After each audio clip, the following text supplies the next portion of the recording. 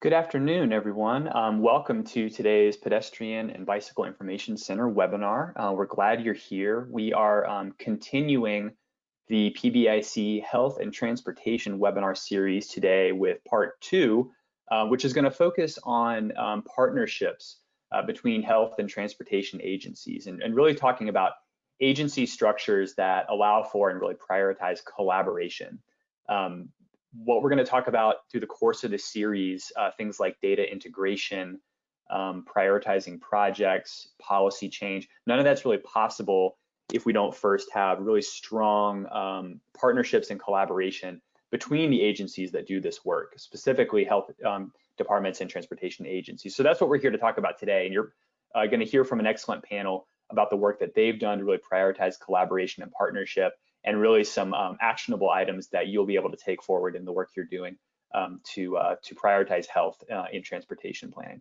So before we get into that, I want to talk through just a few housekeeping items with you. If you have questions or comments along the way, you'll be able to submit those in the questions pod in the GoToWebinar control panel. You can see that right there in the control panel. What we'll try to do is answer as many questions as possible during the webinar, but we're really going to be holding most of them for the Q&A discussion period with our panel toward the end of the webinar. So we'll be able to answer as many as we can during that time. We are providing a live transcript of the webinar today. I sent a link out just moments ago in the chat to where you can find that transcript. I'll send it out momentarily again if you would like to have access to that. If you're looking for professional development hours, AICP CM credits for this webinar, we've got you covered there. So you'll be getting a professional development hours certificate in your email later today. That'll come about an hour after the webinar is over. And then if you check the AICP event calendar, the webinar has been approved for 1.5 CM credits. So please visit that page to find the webinar and claim your credit there. I mentioned the follow-up email later today. That's going to have a link to our webinar archive page, which is going to host not only a copy of the slides, which are already posted, and I'll send a link out to those shortly, but it'll have a recording of this webinar. So in case you want to refer back to anything or tell people about it who weren't able to make it, that'll all be available to you later today. We'd also encourage you to review previous episodes. Episode 1 recording, we had that on Tuesday. That's already up, and we'd encourage you to look at that if you haven't seen it, and sign up for the upcoming episodes in this series, because we're really going to be building on topics as we go. You can see the 5 episodes that we have planned here.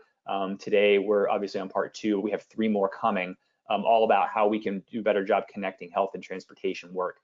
So please visit our website to learn more about that. Just in general, as a little more background, we know that transportation and health intersect in many different ways, and transportation infrastructure and services have been identified as key factors in influencing and determining health outcomes. So when we worked on a project report for the National Cooperative Highway Research Program that you see here, we asked some key questions. Those are raised during the work and still are here, providing a little bit of motivation about our series. How do we talk about health and equity within transportation? How can our practice as transportation professionals impact and influence health? And what ways are transportation agencies considering health? And then what partnerships, research, and other resources are needed to really inform and improve practice? And so we have these variety of pathways to health that you may be familiar with. We're centering and addressing a lot of topics in this series, but just to bring it back to our topic today, creating cross-disciplinary partnerships and working groups is really a key step in bringing health considerations into transportation processes and practice. So this webinar is going to focus on application of health and health policies and transportation agency work, highlight lessons learned and partnership models for forming those interdisciplinary teams and structuring task forces, and in general, really breaking down some of the silos that exist between our different agencies.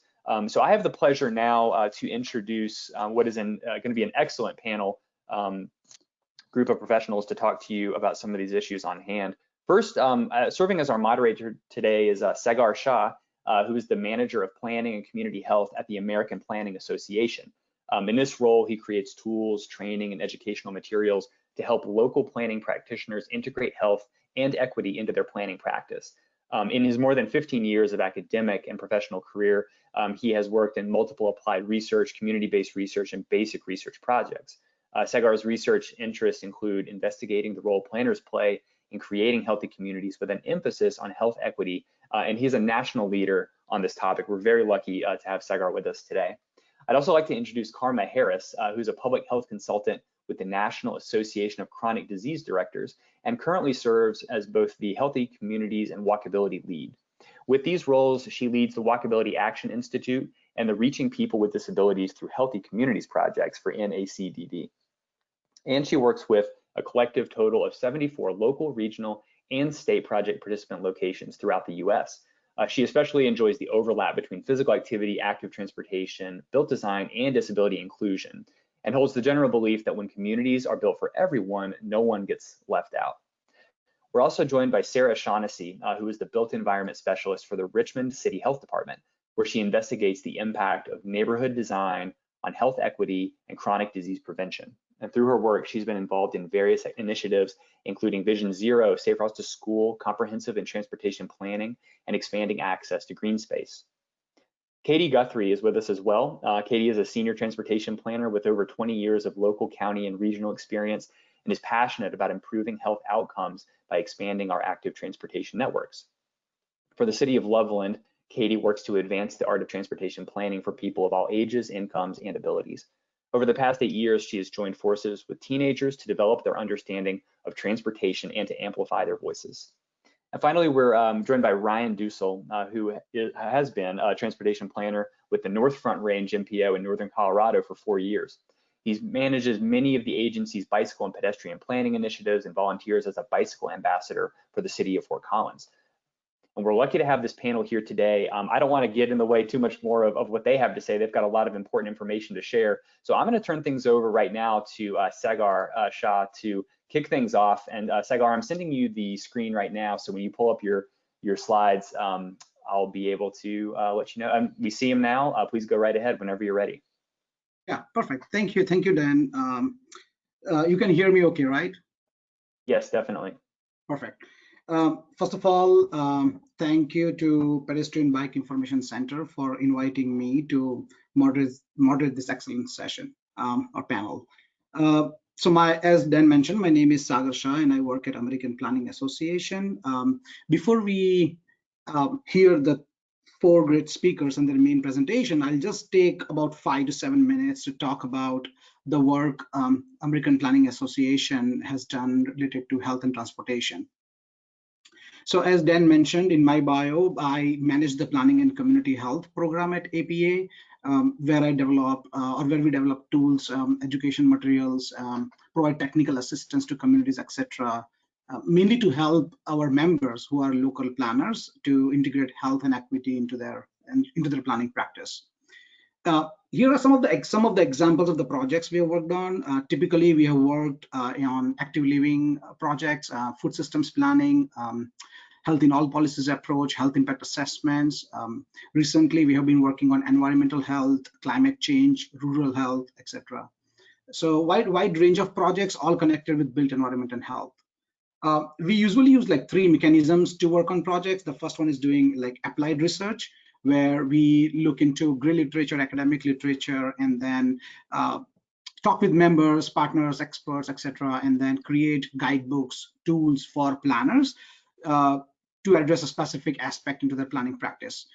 Most of the work that I do is, of course, related to health. The second thing that we do at Planning and Community Health is doing place-based work, where we work with communities. So, for example, our flagship project is Plan for Health project, where we work with communities around, where we funded like communities around the country to either work on improving access to nutrition or access to physical activity locations in their communities.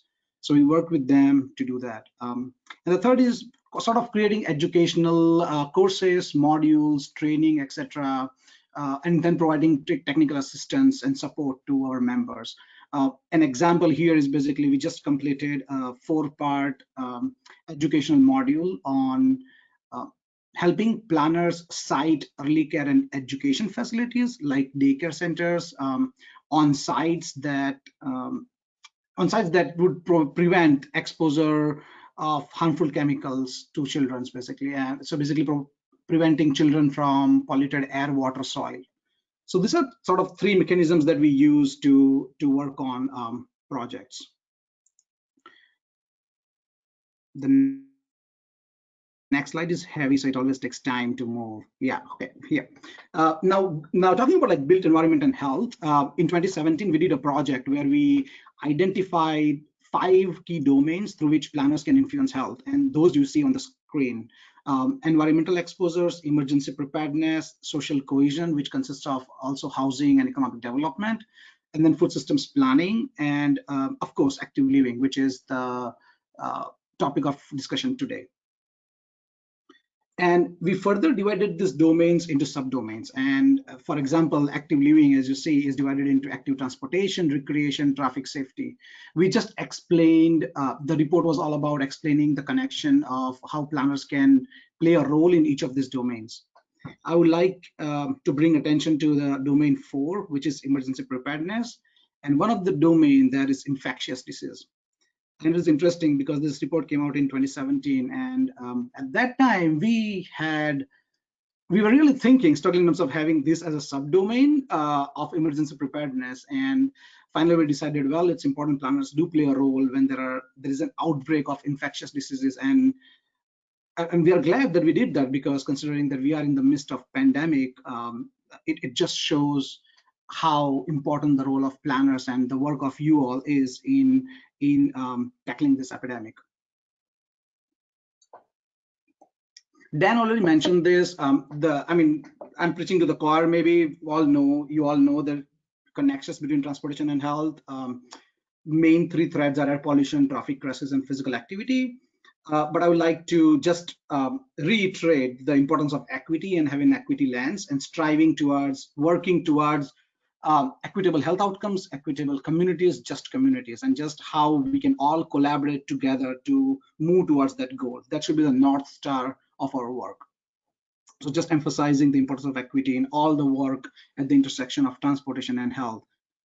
Here is an example quickly of the 2 projects that we recently completed or are working on right now. The first one is what Dan showed, the slide, the NCHRP project, where we work with UNC's HSRC to create a research roadmap for transportation and public health. It sort of provides like a strategic research roadmap for next 10 years and it's nice. It's catered for like practitioners and researchers. I already know that I was talking with before a couple of weeks, I was talking with somebody, and she told that her doctoral dissertation topic was a little bit influenced by one of the research problem statements that was mentioned in this report. So I'm very excited to see the work that was done by UNC, HSRC, our work, and other partners' work is already getting implemented in practice and research. So really great about that. The second project I would like to briefly explain is we are right now working on a project which is funded by CDC to create a guide for creating everyday destinations. The Division of Nutrition, Physical Activity and Obesity in CDC focuses on improving health of people by increasing physical activity.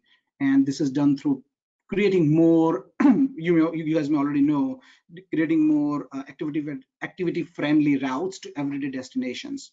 And when it comes, there are 2 components. You need a route that is safe and activity-friendly, and then also need destinations where people can go. There has been some research in terms of how to create safe routes, how to create complete streets, etc.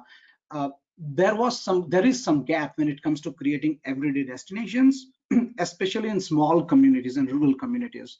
So through this project, we'll be creating like a sort of series of guiding papers to help planners, public health professionals, and other professionals working in small communities and rural communities to create more everyday destinations through short-term tactical planning, but also tactical urbanism planning, but also through some systemized changing in how planners do long-range planning. And just want to highlight some of the groups we are part of. We are involved in the discussions at the intersection of health and transportation through various groups that you see on the slide. Most of them are focusing on physical activity and what the role of planners in increasing physical activity, and transportation plays a significant role, right, in doing that.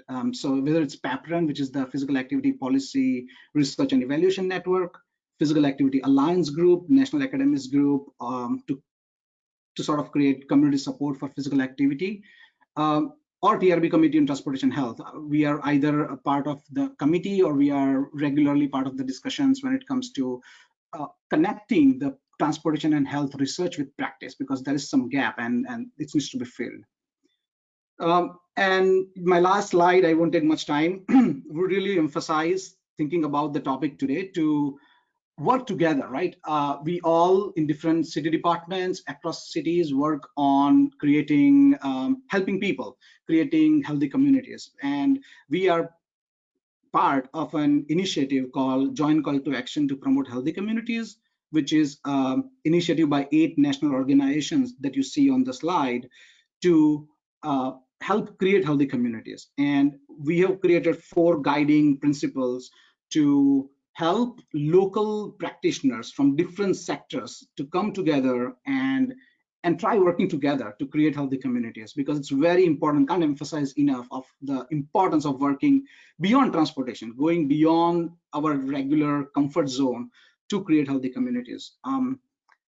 And yeah, we, as part of NACS, we also have discussion guides to help these practitioners talk with each other, because we feel that there's sometimes like jargons and the language that one profession speaks doesn't completely align with the other professions. So we have been trying to like push that effort in terms of how can planners, for example, communicate with park professionals, or how can public health professionals work with architects, you know. So those type of things is what is very important, and important for us to work across sectors.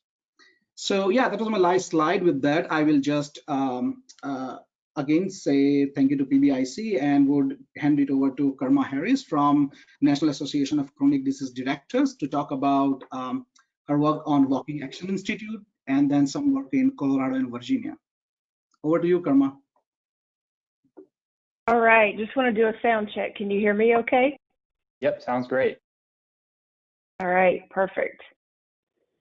So, hey everybody, good afternoon or good morning, wherever you are joining from. I'm really excited to be here today, and really always grateful to have the opportunity to talk with a lot of our partners in the public health discipline and in other disciplines like planning or transportation or engineering about this important work. So with that said, I'll introduce myself a little bit. You heard from Dan in the opener some of this, but my name is Karma Harris. I am a public health consultant with the National Association of Chronic Disease Directors, or NACDD for short. I'll tell you a little bit about our organization in just a second. And currently for them, I serve as a lead over 2 really fun projects that both overlap and intersect with built environment and community design. But I lead their Walkability Action Institute project, which is what I'm going to talk to you about today. And I also lead one of their Inclusive Healthy Communities projects. Outside of work, I'm one of those people that have always been an athlete of some sort, and I can't figure out how to not be an athlete, so I became a triathlete. And so a lot of my professional work is inspired personally through the lens of a runner and a biker, and some of those experiences and close calls that I've had. And then you did hear Dan mention this, but I really, really feel strongly about this, that if we all work together to design communities that are made for all of us in the beginning, then none of us gets left out. And one of the things that I really try to do is encourage people to think about what the word all means to you and in your location, and to really strive to create environments that do benefit everyone in your location, regardless of ability or age or race or ethnicity or income or place. We should really be all striving to make these universal to all of us, no matter where we are. So a little bit about NACDD. I realize that a lot of folks on this call may or may not represent the public health discipline that is integral to this work, but the National Association of Chronic Disease Directors is located in Atlanta or Decatur, Georgia. We are a chronic disease prevention organization. Our main constituency is state health department chronic disease programs. We currently are a member-driven organization. We have over 7,000 members. We work on projects that are specific to chronic diseases and also that address the main risk factors towards chronic diseases and conditions such as poor nutrition, unhealthy eating, use of tobacco products, etc. And of course, lack of physical activity. And then right now we have currently about 42 total projects that are funded in this chronic disease prevention arena. Our staff is headquartered in Decatur, Georgia. Decatur is a very walkable town right in or near beside Atlanta. And then we have consultants that are remotely located, scattered throughout the country. So even though states are our main constituency and state health departments, we have worked with about 120 regions within states and local communities since 2008 through our Healthy Communities and Walkability efforts. Just in the last few years, I myself have worked with 74 of those. And so all of these locations are very near and dear to the work that we're doing nationwide.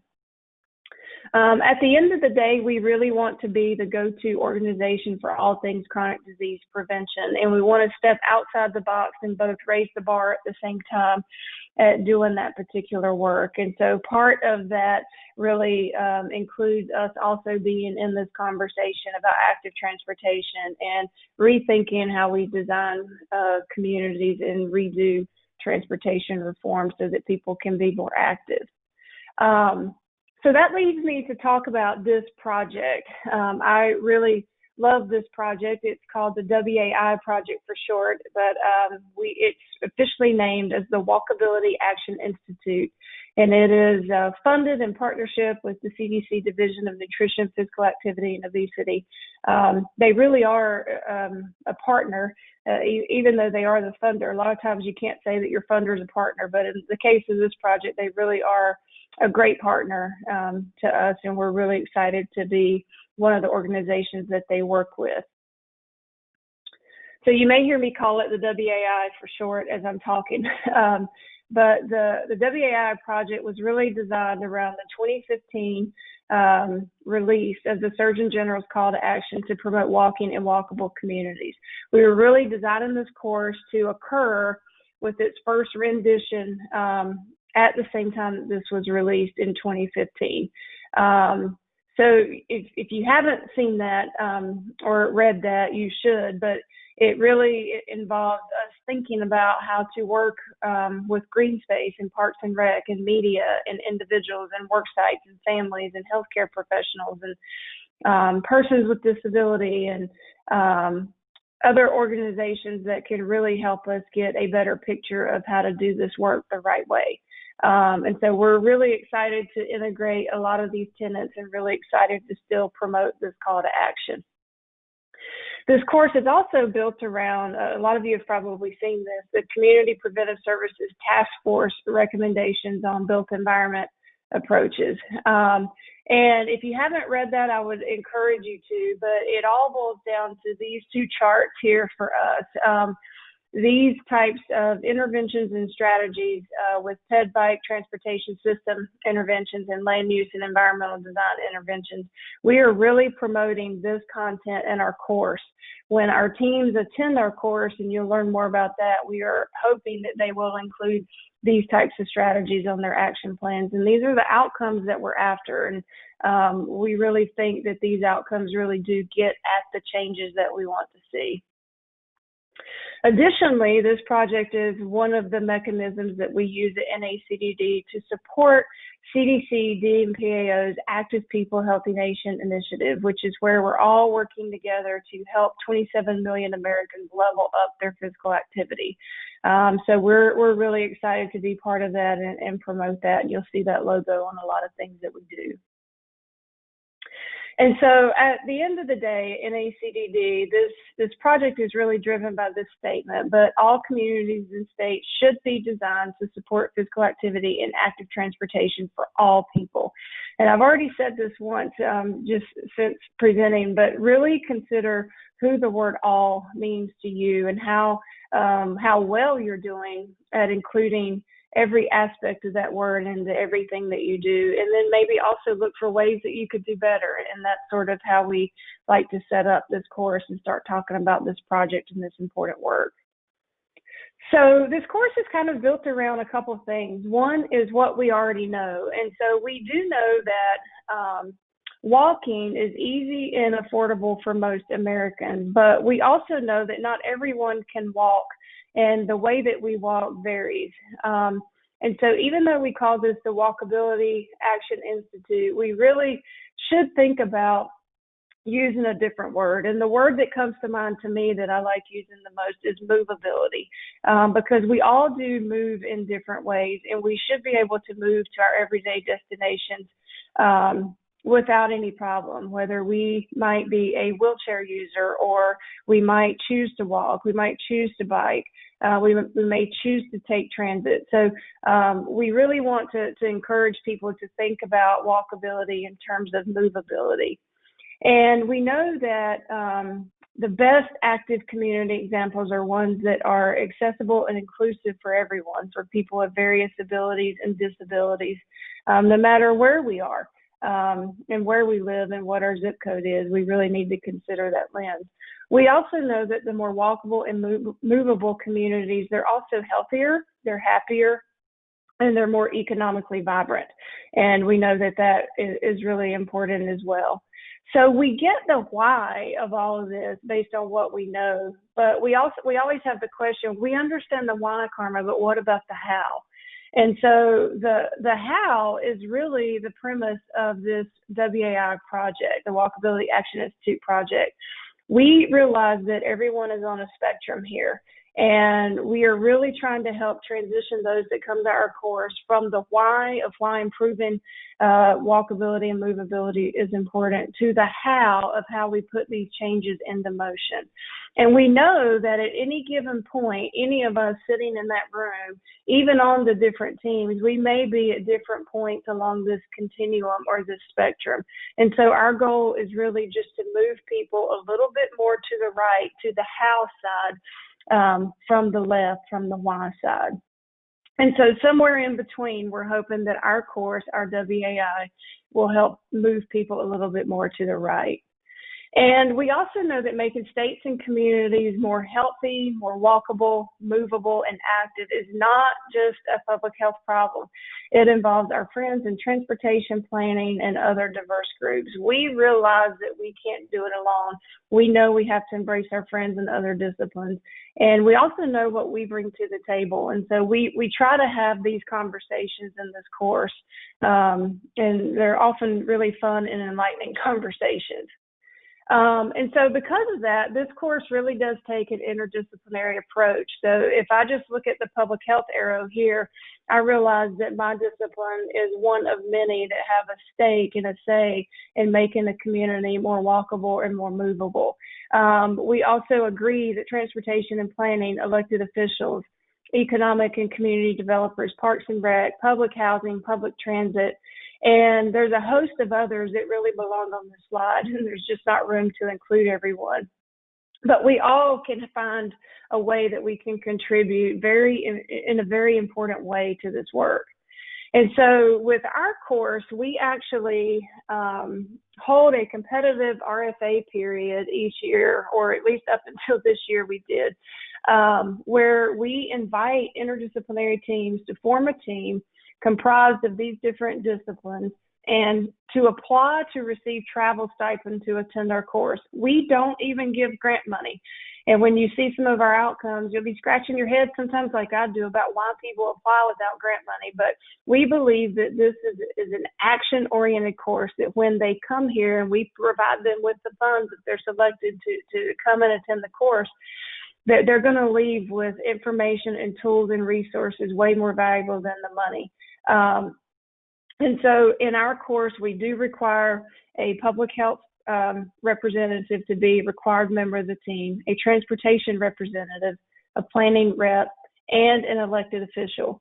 And when we started requiring the elected official, we saw that our application numbers actually dropped, but that's because it's hard to get an elected official to commit to this.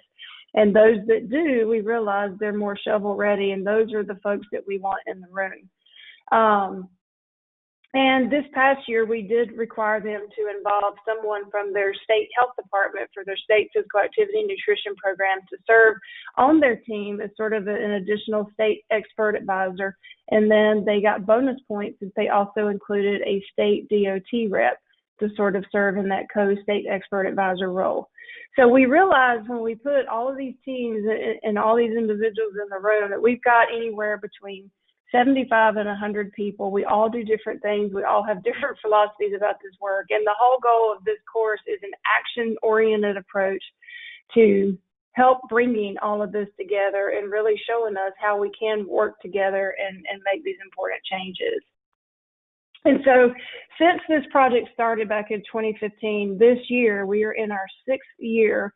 And at the time, we didn't know if we would ever get refunded again, but you can kind of see here the breakdown of the stars and the colors. But we've worked with 57 teams from 31 states, and we're really, really proud of our teams. You're going to hear from our Richmond, Virginia team. Here I'm hovering over their Year 4 Orange Star, and you're going to hear from our Larimer and Weld counties regional team in Colorado. I'm hovering over their Red Star on the map. But we're really proud of all of these teams. We're proud to work with everyone. But the one thing you'll notice is there's still a lot of white space on this map. And we would ideally love for this map to be full of stars. And so that's what really drives us to continue this important work. And so a lot of you might be sitting there and saying, well, this is just a course. And I beg to differ. It's actually a project. And it has kind of 4 key parts. And so the first sort of bucket that the teams have to satisfy for us is they actually have to form their interdisciplinary team and apply competitively for the funds.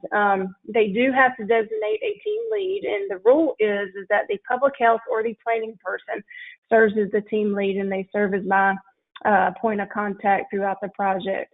And then they attend a pre-course webinar. We do make that mandatory. And then they have to attend 100% of the course. And you're going to hear how we structure the course.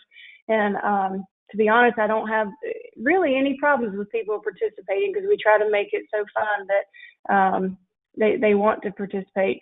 After the course, the main deliverable that they have to turn into us and us to CDC is a team action plan of the strategies that they plan to undertake to make their region more walkable and more movable.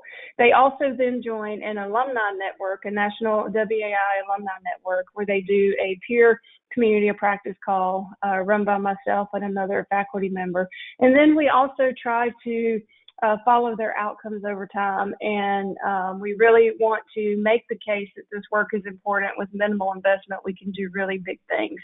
And you'll see some of that in the next few minutes as well.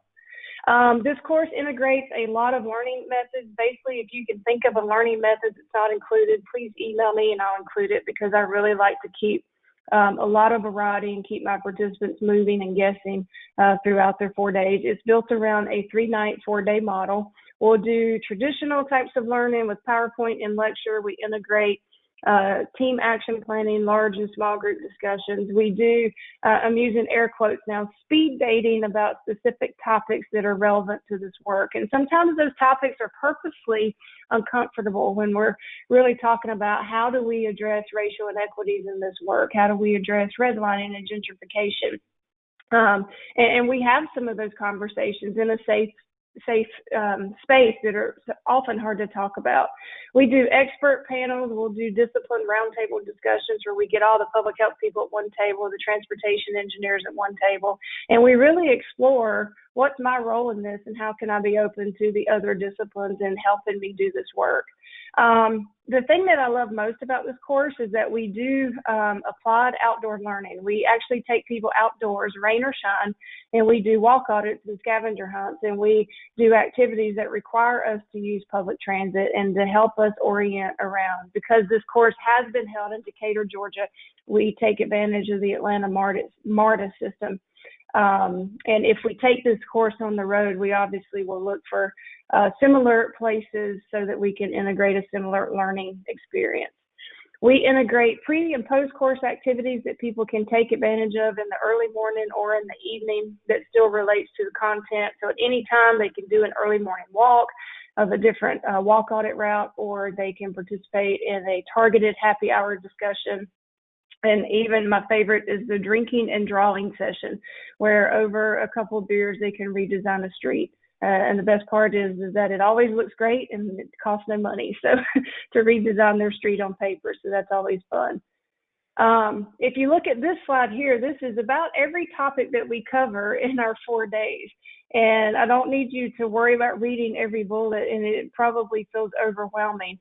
But it's really there to say if there is some topic involved in this work, we really try to talk about it while we're there, and we build it into our content. We are very purposeful about that. My absolute favorite part of this content in this slide are all the bullets here in red, because we intentionally try to overlap every keynote segment and every outdoor learning experience with equity in some way, shape, or fashion. And in fact, our faculty team and I, we hold the belief that if we are not doing our part to improve inequities and improve social and environmental justices and leave a better mark in what we do, then we're really not doing our jobs the way we should. And so I know many of you on this call probably feel the same way. So the faculty team, we convene the biggest and best national experts who comprise our faculty team. And this is a picture of the ones for the current year. The person who's missing on here is Ian Thomas from America Walks. He is also part of our group. But we really try to bring in the national leaders in the walkability movement, whether it's equity, whether it's disability inclusion, whether it's transportation engineering, whether it's real estate. We really try to bring all that in. And you'll see the guy in the lower right corner there, Mark Fenton. He's our lead course director. So he and I work hand in hand to do this. And if you've ever worked with Mark or heard Mark present, you already know he's a lot of fun. And so you'll realize that we do have a lot of fun in this course. Our goals for the course really are pretty simple. The first one is that we want people to know more when they leave than when they came. We want them to have fun, and we put an intentional emphasis on the fun part. And we really want people to say years later, hey, this has been the best course ever. We've never really went to a course or a conference like this, but this has been one of the best things that we've done. And so far, we actually have a lot of people that say that. I work with folks around the country, and they'll say, 4 years ago, we attended the WAI, and all this started with the WAI. And we really like hearing that this is part of somebody's eventual success story. And so I've included some fun pictures here just to show you that we do really place an emphasis on fun. So you'll see one picture at the top left of where we were embarking on our scavenger hunt. I was helping the Daytona, Florida team. You'll see one of the Alaska teams in the middle there made fun of Mark's mustache.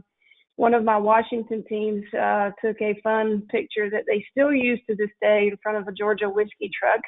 And then you'll see a picture of a Broward, Florida team at the transit station. So we really try to build and put an emphasis on fun learning to help us really move the needle when we leave the course.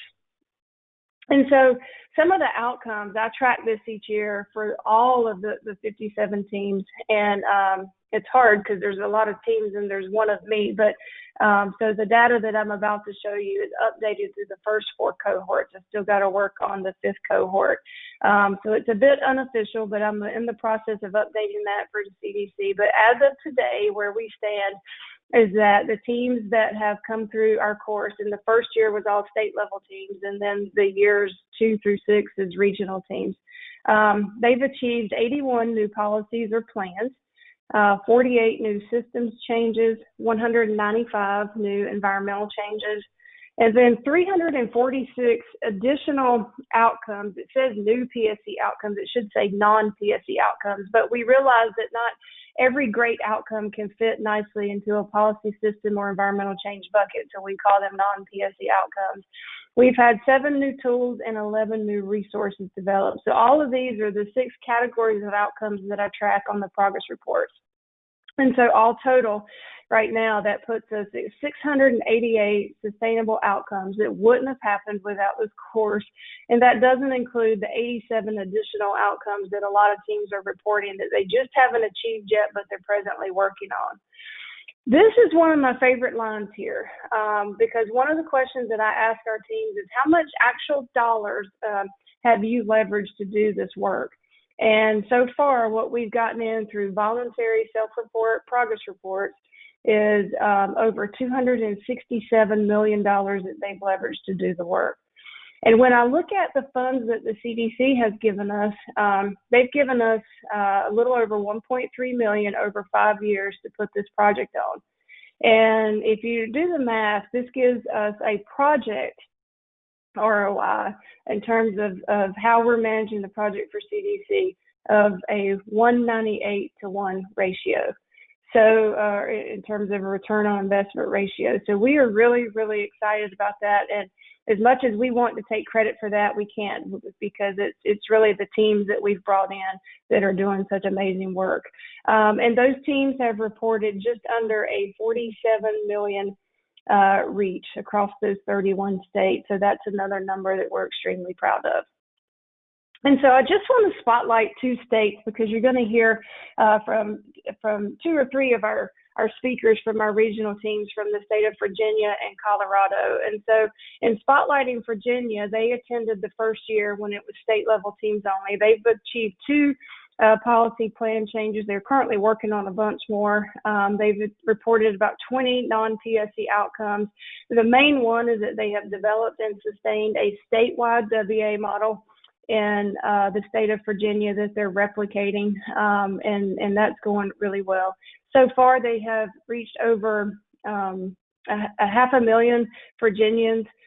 Their current focus is really getting their 3rd cohort of their statewide WAI underway. What I love about this group is that they develop their WAI and all their focus. Equity is always their foundation. And so if anybody here wants some help in how to really improve their equitable reach, Virginia is the one to connect with. And they've leveraged just under $300,000, and we actually didn't give them any money. The year that they attended, they paid their own way to attend, so we're really proud of them.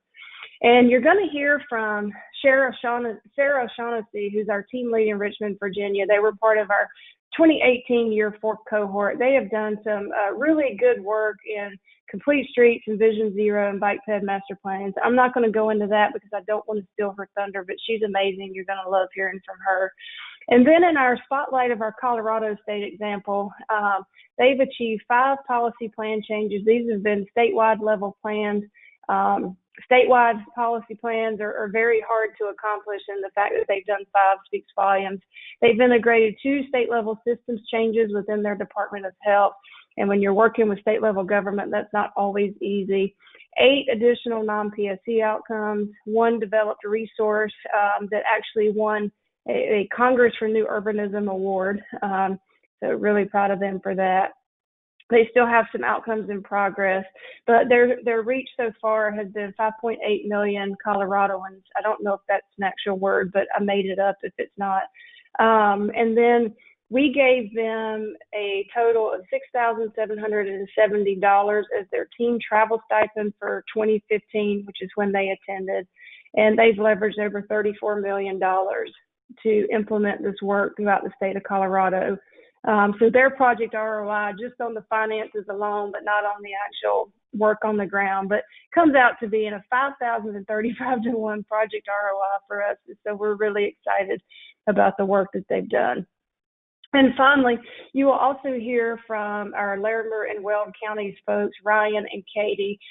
They've done a lot of good stuff with walk audits, developing a walk audit program. They're doing some equity and project prioritization stuff. You're going to hear from them and their built environment leadership team. So I am going to stop there. It's always fun when I get to talk about our efforts in NACDD, and it's even more fun when I get to brag on teams and participants that have come through our course. And so I'll stop there, and I'm happy to support the next speakers and answer any questions at the end. Yeah, thank you, Karma. That was so mind-blowing. It was really nice. The work you are doing, as well as the impact, the outcomes are amazing. I really liked the sentence or the question you raised in the beginning. What does the word all mean? And I know we have been struggling. When I say we, I mean a lot of professionals have been struggling about what all means, and that's very important. And I really like the emphasis on equity in your work. So thank you so much for sharing your work. As you mentioned, now we'll hear from Sarah Saunesi with the Richmond City Health Department, and she'll talk about health in all policies approach that they have used in Richmond. So yeah, over to you, Sarah. Thanks, Sagar, and thanks, Karma. Can you guys hear me okay? Yes. Okay, yes. Wonderful. So good afternoon, everyone. Again, I'm Sarah Shaughnessy. I'm coming to you from the local health department in Richmond, Virginia. And I wanted to take some time today to talk about the Health in All Policies framework and some of our HIAP work, as it's known in Richmond. Let's see. There we go. Sorry about that. So just to situate you all, we are located in downtown Richmond. We're the local health department, which is falls within the state health department, the Virginia Department of Health. And I work for the chronic disease prevention team in our local health department. I think, as Dan mentioned, I have training in urban planning as well as public health, and I sort of serve as the built environment and health program specialist. And so the picture below, I know that the focus of these presentations is really on collaboration. So I just wanted to also spotlight a number of our non-health department partners. This was taken at last year's Bike to Work Day on one of the bridges overlooking the James River. So a lot of different folks represented there, including some folks from a bike walk advocacy organization and our Safe Routes to School program and our state counterparts. So according to the World Health Organization, Health in All Policies is an approach to public policies across sectors that systematically takes into account the health implications of decisions, seeks synergies, and avoids harmful health impacts in order to improve population health and health equity. So Health in All Policies, or HIAP, really requires an understanding of trends and how health outcomes have changed over time, particularly in specific geographic locations, an understanding of the drivers of poor health outcomes, so really getting to the root causes of different disparities that we're seeing. Interventions and ways we can intervene to address these causes, these root causes of poor health outcomes as they relate to the social determinants of health, which I'll talk about in a bit. And it also requires collaboration. I think given its complexity and interrelatedness, we really need to understand what partnerships across sectors are needed to be effective in this work. So if we compare a traditional public health approach with a Health in All Policies approach, I think traditionally public health tends to focus on vulnerable populations. So sort of thinking about innate characteristics of a population that may make them vulnerable to disease or negative health outcomes. It typically focuses on a single factor or social problem. The emphasis is usually on lifestyle and behavior, so individual choices, on risk assessment, on finding a cure, and the focus is really on a specific intervention or treatment. In contrast, I think a Health in All Policies approach focuses on thinking of populations who are disadvantaged as oppressed rather than vulnerable, so sort of disadvantaged by the systems and the environments that they're embedded within. It takes a systems focus, emphasizes social responsibility, and really focuses on the causes of risky conditions that promote different types of behavior that may lead to negative health outcomes. It encourages us to look at different alternatives, finding causes for health disparities, and really looking at systemic change rather than single interventions. So, you know, I'll share some of the examples of the HIAP work we're doing in Richmond, but I think first it's really helpful to illustrate why it's important that we do this work. And so with this, I wanted to sort of paint a picture of Richmond as two cities really that share a geographic boundary. So on the left, you'll see a picture of a really nice walkable neighborhood sort of in the western part of the city in a neighborhood called the Fan. And then taken around the same time is a picture looking across I-64 at one of our neighborhoods on the north side of Richmond. So it just really paints a clear picture of the differences in neighborhood feel. And so here's a map of life expectancy by census tract, and it's overlaid on top of a health opportunity index, which is an index that our state health department created. It's a composite of 13 different indicators, and it's meant to show sort of an individual's ability to lead a healthy and well life. So it includes things like air quality, walkability, also includes different factors related to socioeconomic status, neighborhood turnover, a lot of different things. And so as you'll see, the darker shades of red are areas of the lowest health opportunity, and the lighter on the scale is areas of greater health opportunity. And you'll see the city is still pretty divided east and west and north and south. And you can see that in some neighborhoods, the life expectancy actually varies as much as 20 years. So looking at Gilpin Court, which is that neighborhood that the picture on the previous slide showed, the picture on the right compared to Westover Hills, which is one of our more wealthy and affluent neighborhoods in Richmond. So we can see the pattern if we look at different health outcomes. The pattern is really the same. So this is diabetes prevalence. Again, it's concentrated in the same areas. Vehicle access, heat vulnerability. And then this is crash risk and health opportunity. So that same health opportunity index, this is a figure that was included in our Vision Zero action plan, and the colors are flipped. So actually the lighter colors in this figure represent areas of low health opportunity, and the darker colors represent areas of higher health opportunity. But as you can see, your crash risk is almost twice as high. Your risk of experiencing a fatal or serious injury crash is almost double if you live in an area of low health opportunity than if you live in an area in the western part of the city with a higher health opportunity. And so I think one of the clearest links between these patterns and policy is in redlining. And I'm sure many of you listening to this webinar are familiar and well aware, but it definitely bears repeating, I think. So redlining was a grading system designed and implemented starting in the 1930s by the Homeowners Loan Corporation. And it assessed the safety of real estate investment based on neighborhood characteristics, so namely race and the immigration status of the people who lived in these neighborhoods. So effectively, if the neighborhood was majority non-white, it was typically lined in yellow or red. And if it was white, or if it was majority white, it was lined in green or blue and deemed more secure. And the practice effectively allowed wealth to accumulate in certain secure neighborhoods and perpetuated disinvestment in riskier neighborhoods by allowing certain neighborhoods to qualify for a home loan, buy a home, and build generational wealth, and then disqualifying others. And I think these patterns that were rooted in policy of the 1930s really laid the groundwork for the pattern of health disparities we see today. And this clear connection between historic policy, our current built environment, and health outcomes illustrates what we often refer to as the social determinants of health. And these are systems level social and economic and environmental factors that affect health outcomes.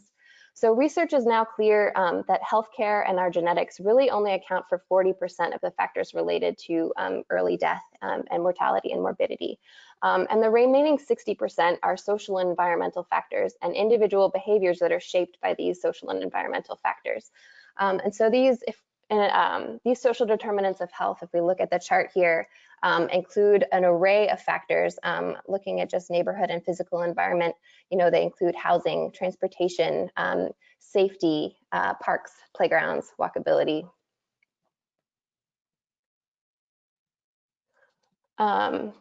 And this framework suggests that in order to be effective, we really need to look further upstream at our housing practices, housing and lending practices, as well as our land use and transportation systems. So who has access to these things? How are they funded? And where are investments being made? And are certain areas being left behind?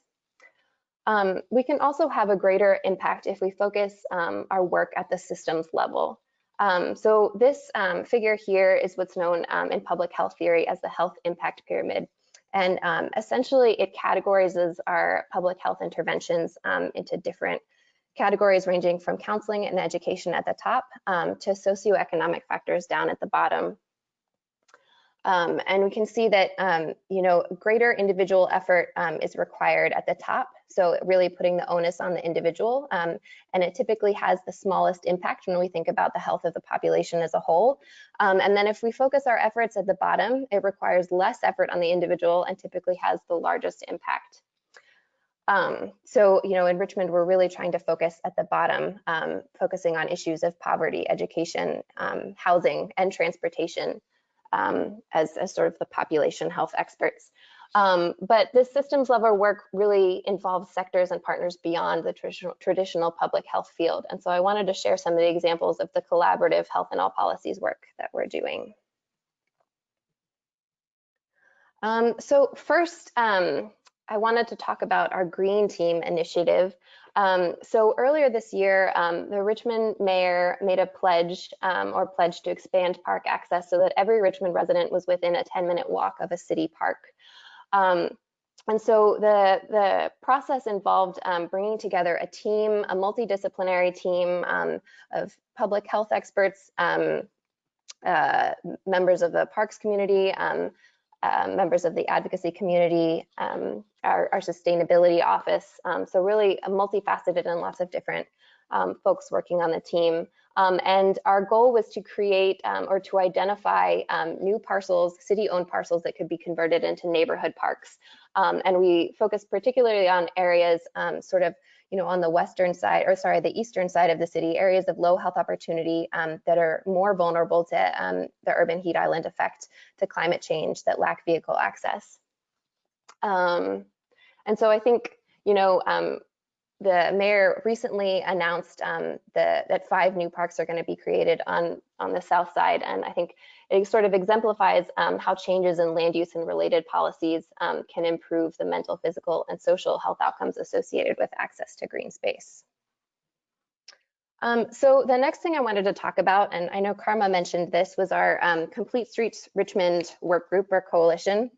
And so this is a group that the health department facilitates. We sort of serve as the backbone organization in a bringing together of different partners from our bike walk advocacy organization, our transit advocacy organization, partners in our planning department, and a number of other stakeholders. And we are all united with sort of a shared interest in safe and quality transportation systems for all modes, abilities, and age, and other demographic factors. And so, so far, we're a fairly new group, but we focused mainly on health and transportation policies. And one of the projects we worked on last year was an evaluation of the city's Vision Zero initiative. So knowing that access to safe spaces for physical activity in the form of active transportation, as well as infrastructure for non-vehicular modes of travel, are really key to improving health and quality of life. So we essentially rated the city's progress on what they'd set out to do with their Vision Zero plan. We're also at the health department, we work closely with our local Safe Routes to School coordinator. We provide technical assistance in doing walk audits or walkabouts of the neighborhoods surrounding our public schools. And I think there's sort of an additional interesting dimension in Richmond where the way the city was designed, a lot of our public schools are sort of co-located with our public housing communities. And so it sort of means that a lot of the schools, all of our public schools in Richmond are Title I schools, and a lot of the students are residents of public housing communities, and they may be coming to school and dealing with external stressors that impact their ability to go to school and focus on school once they're there. And so one of the programs that I think has been really helpful in a number of these schools is walking school buses, which is sort of a Safe Routes to School program that's been championed by a lot of community leaders and stakeholders within the schools. And pre-pandemic, when people were still going to school and walking to school, it was a really great way to mitigate chronic absenteeism. And by having somebody who consistently brings a group of students along, and kids can come and walk with their friends to school. So I think kids were excited to get to school. They had worked out some of their jitters walking to school, and were ready to be at school and learn once they got there. So also, as Karma mentioned, the health department has been involved in sort of our local comprehensive planning as well as some regional planning initiatives. So my predecessors participated in the statewide Walkability Action Institute. And I think they also, another group participated in the regional level Walkability Action Institute, and part of that was working with a team to develop an active transportation work group at the regional level. And I think that group is well off the ground.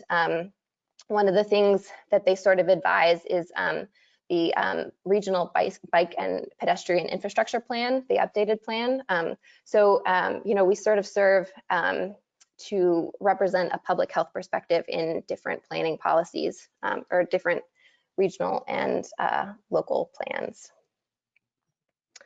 And then on the implementation side, I know several years ago, a couple of my predecessors worked with a Virginia organization called the Institute for Public Health Innovation.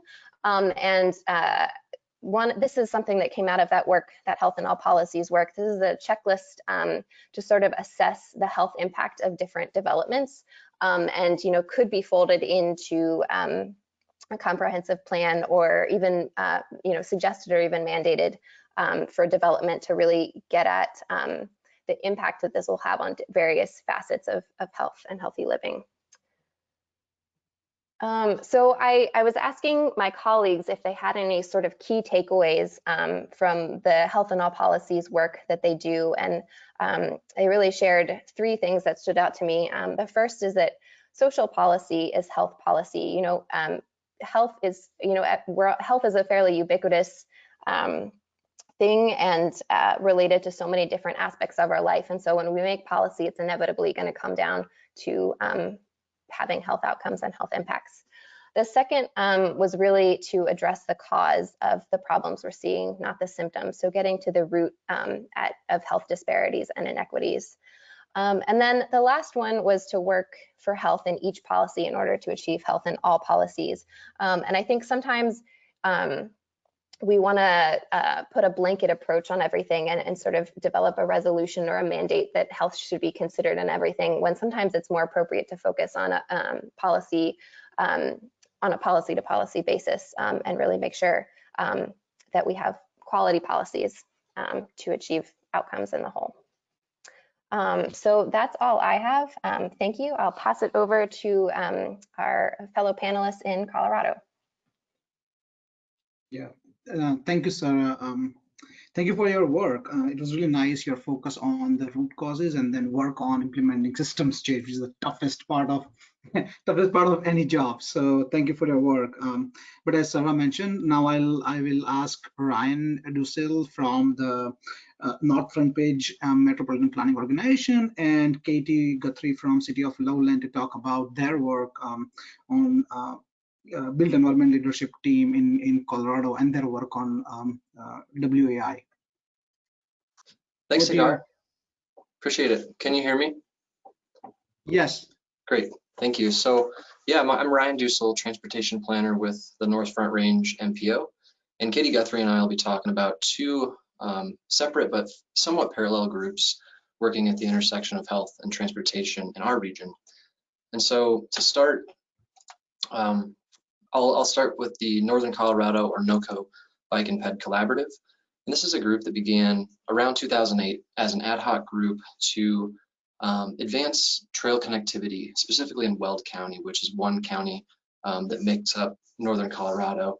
And it was the agencies and organizations working together to advance trail connectivity, also advocate for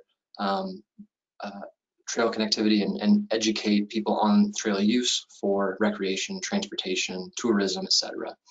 And this group sort of became an informal steering committee for the region's 2013 Regional Bicycle Plan, and ever since then has been meeting regularly. So it's kind of a steering committee that never stopped meeting, and it's a pretty cool example of an informal group that is doing a lot of really good work. And since that time, they've really expanded their geography, the disciplines represented at the table, and broadened their focus from just trails to the overall bike and pedestrian network. And so there's no formal charter or funding mechanism for this group, although it does have pretty close ties with the NFR MPO, my organization. But it strives to kind of self-sustain and be organic and not kind of be tied down to any one particular organization. And so for some context of what Northern Colorado is, it's really the area represented in green here, both Larimer and Weld counties, which are largely rural counties, but where we fit, the MPO, we are the regional planning agency for the urbanized portions of these two counties, which you can see we're kind of split right down the middle, half in Larimer, half in Weld. And so our larger anchor communities are Fort Collins, Loveland, and Greeley, and our regional population is about 500,000. And we're about an hour south of Wyoming and about an hour north of the city and county of Denver. But NOCO Bike and Ped Collaborative is larger than these MPO boundaries. I'm sort of the staff liaison to that group for our agency. And NOCO Bike and Ped is doing work kind of all across this, everything you see that's in green, beige, or orange on this map. And maintains some fairly formal ties to the MPO, which is a strength, but is also an autonomous and independent group, which is also a strength. And so in terms of representation on this group, it's a group that has a listserv of 100+ members, but our meetings average 15 to 20 people, and we meet monthly. We actually had our meeting yesterday, and Katie reminded me that 5 of our 6 Walkability Action Institute team members were on that call, so that was pretty cool. And the disciplines and the departments that you see represented on the screen are typically who you'd find at those meetings each month. And I think it's easy when you're talking about active transportation, in our region at least, or you're talking about rallying around a specific active transportation plan, to bring a lot of different people to the table from a lot of different disciplines. It's a really easy thing to rally around. And for instance, we have an elected official who will show up at these meetings, and he'll ask us, what are other communities doing in terms of e-bike or e-scooter policy, or our town board is considering the Idaho or the safety stop to treat stop signs as yield signs. And what are your guys' experiences? What are you doing? And so we've got the safe routes to school managers at the table. We've got public health professionals there to give their perspective on these things. And then we've got the bike ped advocacy groups there as well, who are the people on the ground doing the education to give their perspective. And we've also got state agencies like CDOT, our Department of Transportation, there to say, what, our statewide framework or the language that we would suggest is along these lines. And so that's kind of our group's wheelhouse, is to support one another when these issues come up in a fairly informal and organic setting that kind of allows us to address the most present issues for our region. And so when I mentioned that the group is somewhat tied to the MPO, I wanted to show this very basic structure. And if you're not familiar with MPOs, or metropolitan planning organizations, they exist for every urbanized area that's over 50,000 in population. And so for us, that's 15 local agencies. And our planning council has one representative from each of those agencies, and they set the policy and the plans, adopt plans and approve other things with advice from our technical advisory committee, or TAC, which is made up of engineers and planners mostly, and that is supported by our agency's executive director, as well as planners like me. And so where NOCO Bike and Ped fits into the equation is it's largely made up of a lot of those same agencies, but from different departments. And so, as I mentioned, TAC it's largely engineers and planners from those communities. So NOCO Bike and Ped fills kind of a void and brings, the public health, the disability advocates, some of these other agencies and perspectives and disciplines that wouldn't otherwise be present in the conversation. It maintains a formal enough tie by attending meetings regularly, maintaining open lines of communication, but also enough to be able to step back when there's a specific initiative that NOCO Bike and Ped wants to address, that they can step back and do that. And so what that kind of looks like in practice has changed over time. And so this group, if you kind of think of it as a steering committee for a specific plan, they really did start out of, let's create a vision for regional trail connectivity. and that grew and grew in terms of wanting to meet regularly and share best practices, coordinate those efforts on a month-to-month basis, being sort of the steering committee and guiding force behind some of these plans. And now that we've had those plans in place, this group continues to meet and looking with now more with a lens of why aren't things happening that we've adopted in these plans, and where are those shortcomings. And so one of the most recent initiatives was to have the group recommended some changes to the NFR MPO's call for projects to improve health, equity, and safety considerations, realizing that the goals and the objectives and the targets that we've set are not necessarily always in line with our funding priorities in practice. So identifying specific places where there might be opportunity to make adjustments and outlining why those adjustments benefit us as a region.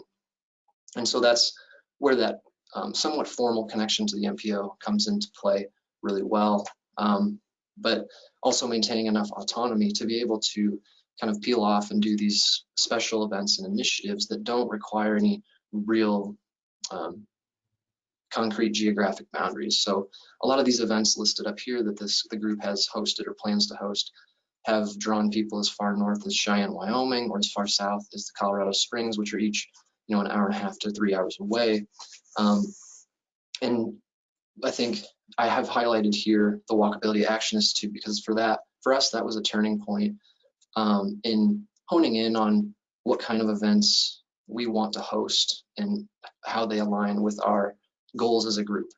And so ever since then, I can focused more on local assistance initiatives that build capacity at the local level and that are geared towards being led by interdisciplinary experts in the field. And in large part, those events are organized by our interdisciplinary team from the Walkability Action Institute, train the trainer events and stuff like that, but also weighing in on the call for projects and some of these regional processes. So while some MPOs have a specific bike ped committee, this group over time has decided, or has kind of gone back to the drawing board and said, do we want that? Do we want to be something else? And the answer has always been no. We like the amount of formality or informality that we already have. We think it works. Maybe there's a few things here and there that we could shore up, but for the most part, we're a high functioning group. And so to close, the keys to this group's success that keep it functioning at a high level is, I think first and foremost, is open and fluid membership and not having anybody feel like they're tied down to a specific role in this group. Having the ability for individuals to kind of take some time off if their busy season comes around. And really the only requirement is, are you interested in our mission and our vision as a group? And if so, join the call. There are virtual meetings now, as you might have guessed, but the group is also always continuously plugging into those regional planning processes more and more as the years go on. And that's huge, to just be at the table, to have a unified voice and a representative from a group that represents something bigger at a meeting like a technical advisory committee or a planning council. Over time, we started with a very informal leadership team. It was really just a group of us that seemed to be at each meeting, and we'd shoot emails back and forth.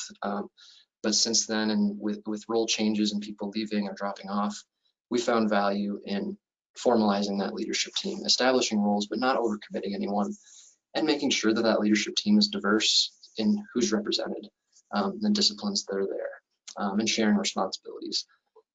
And I think a thing for us that's important and will always be important is having the periodic visioning sessions. As I alluded to, the biggest one for us was the Walkability Action Institute, to get out of our routine, take a step back and see, are the things we want to do, are we working towards them?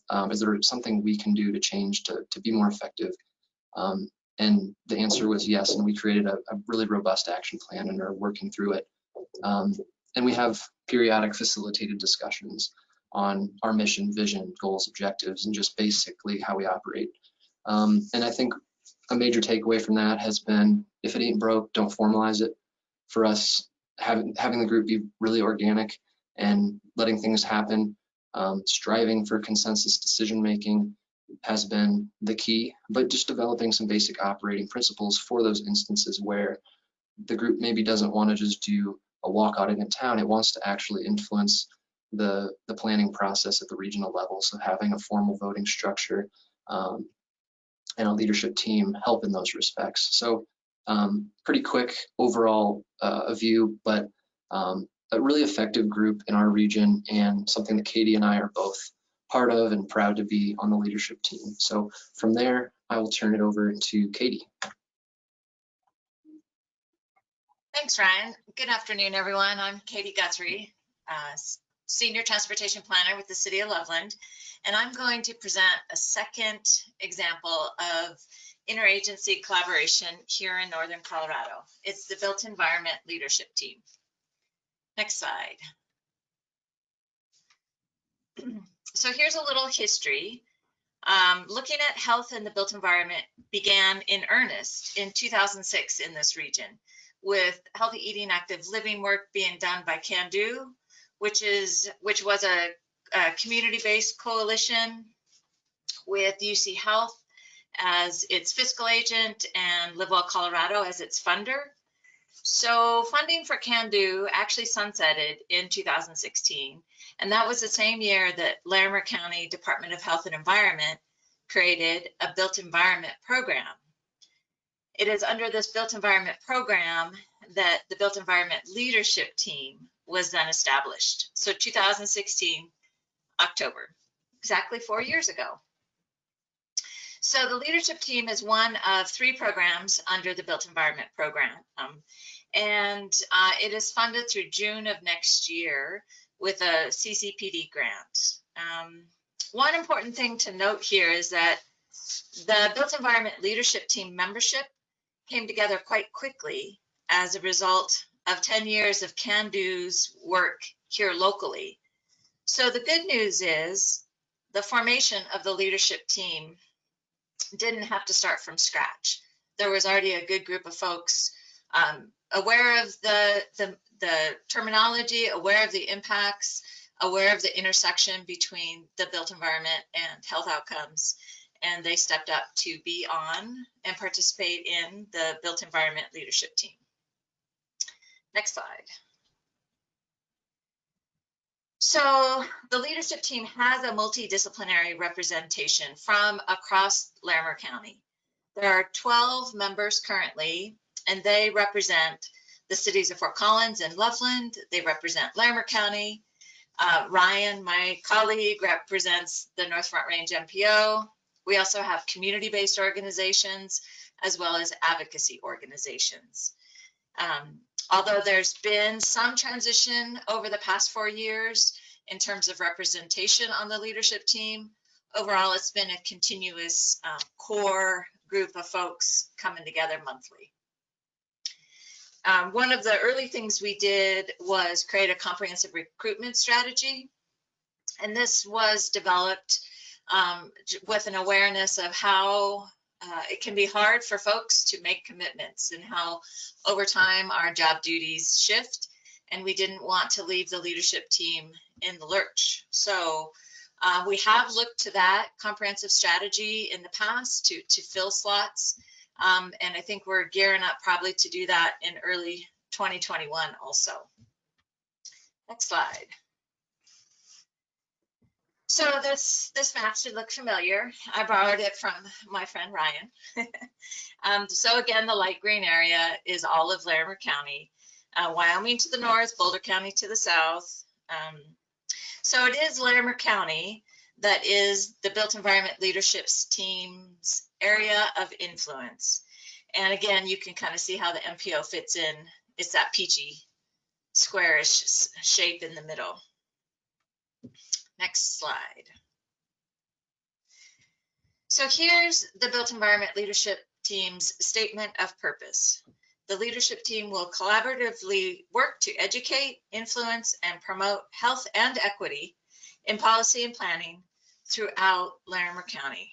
And we're going to do this. We've been doing it and we'll continue to do it with a 3-pronged approach. We serve as a regional connector.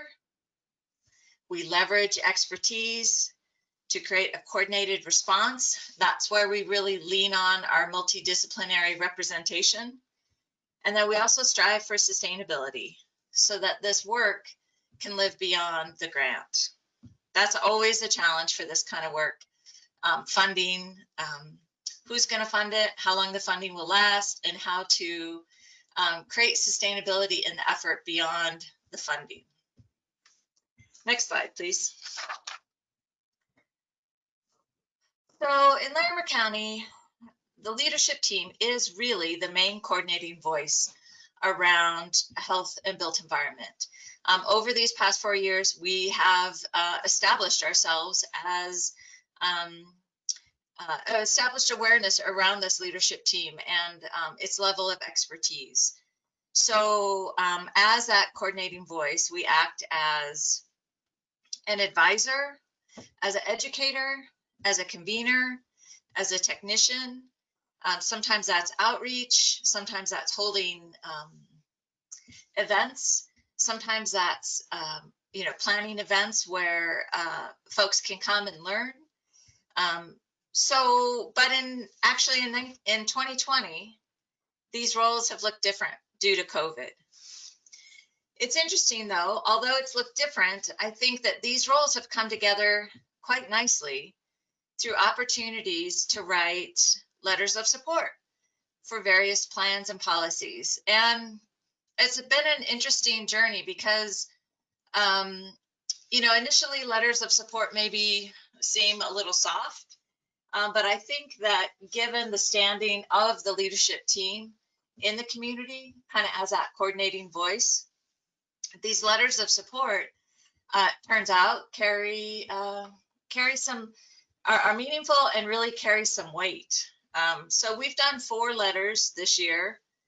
We wrote a letter for a transportation master plan. We also looked at a climate action plan. We looked at a Parks and Rec master plan. And then we also wrote a letter supporting protective code language for mobile home parks. So the way that the letters of support have evolved as an activity for the leadership team, we have folks from the department where the plan lives come and present to us. We review the content, we ask questions, and then as a group, we've come around various comments and points we want to highlight, language we want to celebrate.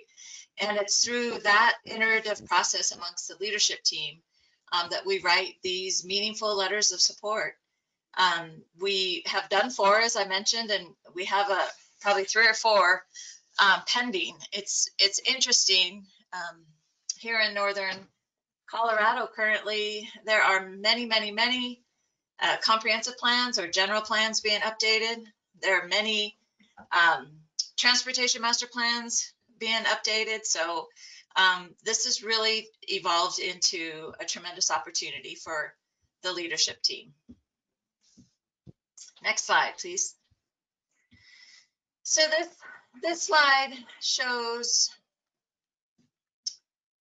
okay, I got ahead of myself. So as we all know, the endeavor to achieve health in all policies is an ongoing adventure. It's one that requires structure and perseverance. So as we look to the future of the Built Environment Leadership Team, we need to look to the strategic plan for the Built Environment Program. On this slide, there are 6 long-term objectives for the Built Environment Program.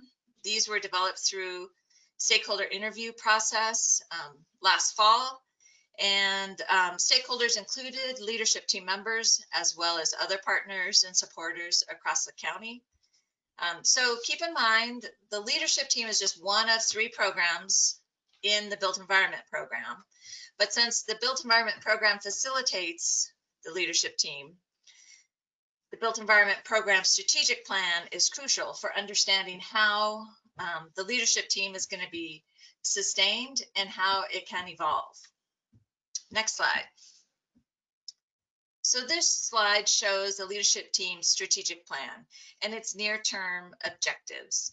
These were developed towards the end of last year as well, and they represent basically the essential tasks, sort of the nuts and bolts of supporting and advancing a leadership team. It's nothing fancy, but it's important to document because this is one of our guide, a milepost, a mile marker.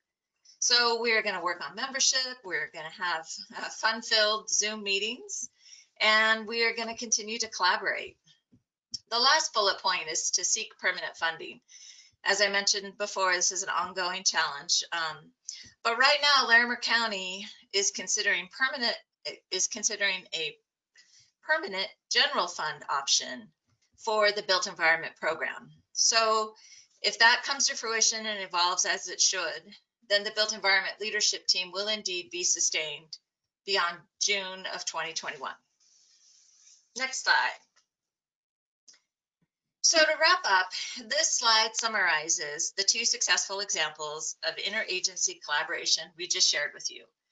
The NOCO Bike and Ped on the left, the Built Environment Leadership Team on the right. Here on this slide, we've compared and contrasted the groups based on sort of membership structure, membership size, how long it's been in existence, and how it's funded. And in the middle are the overlapping qualities, the areas that are important to both groups. Both groups have diverse expertise that they lean on. Both groups focus on active transportation. And both groups have a long-term goal of improving health outcomes for Northern Colorado. These areas of overlap create strength and momentum across the region. And it is this very strength and momentum that will, over time, lead to lasting change in health behaviors and health outcomes. So that's it. Thank you for this opportunity to share about interagency collaboration in Northern Colorado.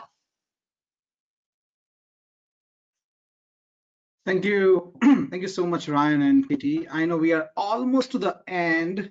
We only have 4 minutes, and I just ask one quick question, if you guys, and I'm open to anybody who wants to answer. How do you, and this was one of the questions that came to us. How do you, we saw that all of you have worked on cross-sector collaboration, right? You have worked with different sectors and different departments. How do you sustain this relationship post completion of the program or a project, especially those relationships that are new? I know, Katie, you gave an example where there was already an existing relationship, but what about those that are new, and how do you sustain them? And very quickly, we only have like 1 minute to answer. I would just add that for the purposes of the Built Environment Leadership Team and in participating in that, the City of Loveland is updating its transportation master plan currently. And we have identified the need to always have a representative or a member of city staff participating on the leadership team in our transportation master plan. So beyond me or beyond whoever else may be involved at the city, our transportation master plan says someone from the city will participate. So that's one way to ensure that you have ongoing representation and support locally. Okay, anybody else wants to chime in? We just have like half a minute. Hey, Cigar, this is Karma. I would just say that we really encourage our teams to formalize those partnerships through interagency memorandums of MOUs or agreements, and really formalize those through signatures. Another thing that we found to be successful is that we really have encouraged the planning and the transportation folks and development folks to include those public health representatives in their groups. A lot of times public health is not involved on planning boards or different groups that are set up. And so we really encourage people to formalize those participation by inviting each other to serve in those positions on those groups. So that's one thing that I can add. Perfect. Thank you so much, Karma. Yeah, with that, I'll hand over to Dan to wrap up the session. Ben, thank you. Thanks so much, Sagar, and our whole panel. I apologize that we didn't have enough time for all the questions, but I hope you'll reach out to us or to our panelists if you do have those questions that we can help you answer, I also say a lot of these questions coming in and the topics are being raised, we're going to be building on these to the next 3 parts of our series. So I hope you'll join us for those as well. We've got one next Thursday all about the connections between or integrating different types of data, health data, transportation and safety data, and then prioritizing projects and finally policy action. So we'll continue to build on these themes as we go. I just want to say a big thank you to Sagar for his excellent moderation of the session, Karma, Sarah, Ryan, and Katie for joining us and sharing your stories, your perspectives, and your work. And I want to thank you all for joining us today, and we look forward to seeing you next time. Thanks very much.